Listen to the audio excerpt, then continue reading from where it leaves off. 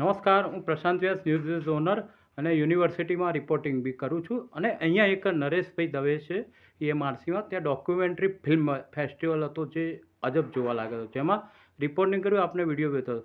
તો હાલ ગ્રંથપાલ શ્રી યોગેશભાઈ પારેખ છે, તો હું એમની સાથે રામ મંદિર સંદર્ભે ઇન્ટરવ્યૂ લઈ રહ્યો છું. હેલો, બોલો સાહેબ. પરિચય. Doctor Yogesh Parekh, librarian Gujarat university, member secretary Gujarat university alumni association. આપણે જાણીએ છીએ કે ભગવાન શ્રી રામ જન્મભૂમિ મંદિર અયોધ્યા ખાતે એમનો પ્રાણ પ્રતિષ્ઠા મહોત્સવ યોજાયો. ગુજરાત યુનિવર્સિટી પણ ભગવાન શ્રી રામની ભક્તિમાં ગુજરાત યુનિવર્સિટીના વિવિધ કાર્યક્રમો થકી સહભાગી બન્યું છે.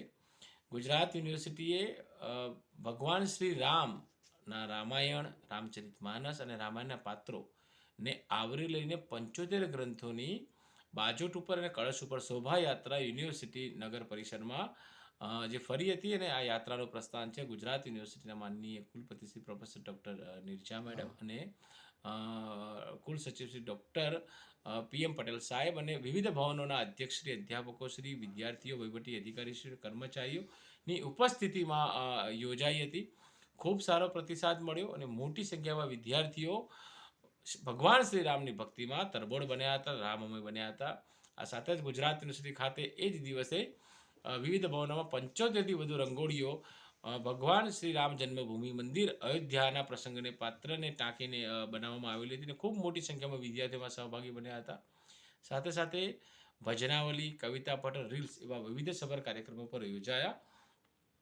અને જે લાઈવ પ્રસારણ છે ગુજરાત યુનિવર્સિટી ખાતે, જે ગર્લ્સ હોસ્ટેલ છે, બોયઝ હોસ્ટેલ છે, ત્યાં વિદ્યાર્થીઓ મોટી સંખ્યામાં જોડાયા. સાથે દરેક ભવનના અધ્યાપકો છે, અધ્યક્ષીઓ છે, અધિકારીશ્રી છે, વિદ્યાર્થીઓ છે, એમણે પોતપોતાના ઘરે પણ લાઈવ પ્રસારણ સાથે દીપોત્સવ એટલે દીવા પ્રગટાવીને દીપોત્સવની સાથે એક દિવાળીની ઉજવણી કરી. અને ગુજરાત યુનિવર્સિટીનો આપ જુઓ તો ગુજરાત યુનિવર્સિટીને શણગારવામાં આવી હતી, સંપૂર્ણપણે ગુજરાત યુનિવર્સિટીની રોશનીથી શણગારી. ગુજરાત યુનિવર્સિટી આમ વૈવિધ્યસભર કાર્યક્રમો થકી ગુજરાત યુનિવર્સિટી આ પવિત્ર યજ્ઞમાં, આ પવિત્ર પર્વમાં ગુજરાત યુનિવર્સિટી સહભાગી થઈ છે.